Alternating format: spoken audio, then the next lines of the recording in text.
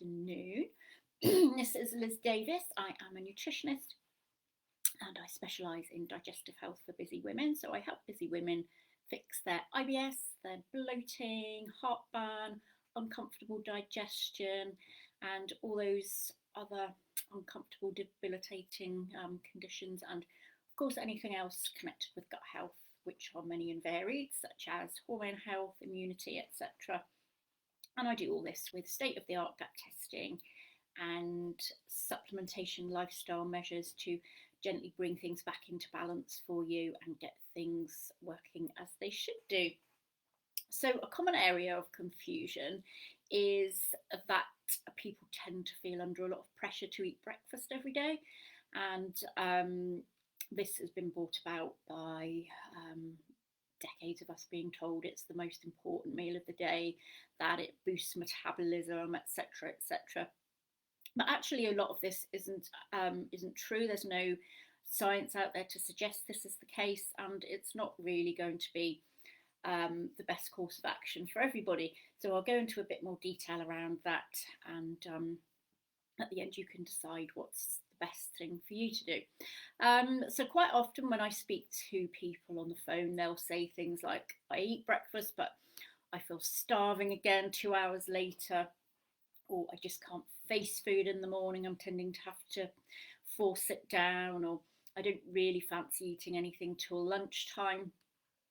So if that sounds like you, then you are definitely not alone. It's quite a common thing, because as I say, in the past it has been claimed that eating breakfast kickstarts your metabolism. So people who are trying to lose weight would be encouraged to eat breakfast in order to shed a few extra pounds, or just feel more alert when they were at work all day, that kind of thing.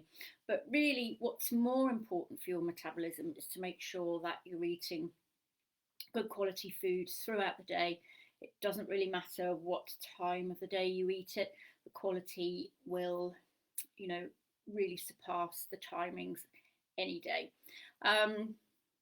So a lot of studies show, however, that there's no difference at all in calories burned over 24 hours between people who eat breakfast and those who skip breakfast. Although weirdly, some studies do show that people who skip breakfast tend to weigh more than those who don't, which is strange, because how can you weigh more if you're eating less? Well, what may be happening here is it could simply be a case of, if you skip breakfast, you may forget to eat till much later in the day, which may make you much hungrier. So you may end up just overeating at lunchtime, or when you do sort of remember to eat anything, and so kind of then overriding the hormones which are telling you to stop eating because you're eating probably very rapidly. It could be that. It could just be a simple case of people who eat breakfast tend to be more health conscious than those who don't. It remains a mystery why in those studies that they kind of found that claim, because other studies have proved that there's absolutely no difference whatsoever in the weight of people who eat breakfast or don't eat breakfast. So it really is going to come down to what suits you and your own lifestyle and preferences, etc. So the other thing just to bear in mind, though, if you are a breakfast eater, is that when you first wake up in the morning, your stress hormone cortisol is quite high, and this is necessary to get you up and out and starting your day, and getting things revved up for the day, if you like. So sometimes what can happen is that if people's cortisol is very high and they're forcing breakfast down at this time, they may experience a drop in blood sugar a couple of hours later and end up really, really hungry, because some people are just more sensitive to cortisol than others. So that is something to bear in mind if you're someone who feels they have to eat at breakfast time, because they can end up feeling hungrier than if they hadn't eaten anything at all. Yeah, just something to bear in mind there. And also along the same lines, we have intermittent fasting. So some people find intermittent fasting extremely useful. They lose a lot of weight on it.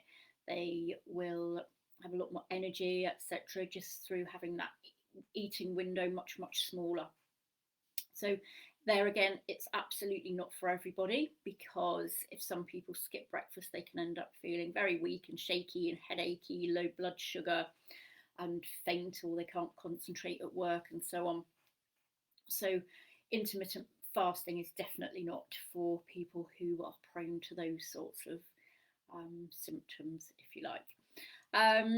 So I've got other videos on intermittent fasting if you're interested in that, but basically all it means is that you're leaving a very long gap between your last meal of the day and your first meal of the day. So it could be something as simple as shifting your breakfast till sort of lunchtime and then just eating sort of later in the day, as long as you've got that nice long break kind of overnight and then into the morning. Okay, so just to reiterate then, there is certainly nothing special about having breakfast. It isn't going to set you up for the day. It isn't going to rev your metabolism. It's not going to do any of those things. Eating healthy, well-balanced, good quality foods throughout the day is what's really going to benefit you health-wise. And skipping breakfast doesn't either make you overweight or overeat or anything like that.